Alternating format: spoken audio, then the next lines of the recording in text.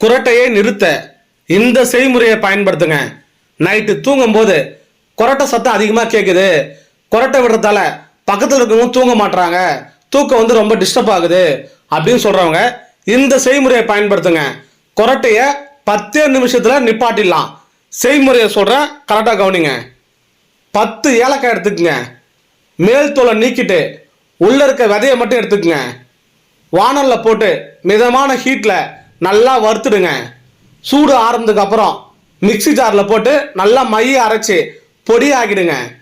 தினமும் இரவு சாப்பாடு சாப்பிட்டு ஒரு அரை மணி நேரம் கழிச்சு 100 ml மிதமான வெந்நீர் எடுத்துக்கங்க.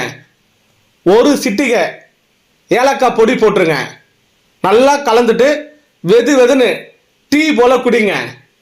குடிச்ச 10 நிமிஷத்துல குரட்டையை நிப்பாட்டிடலாம். குரட்டைய வராமலும் தடுக்கலாம்.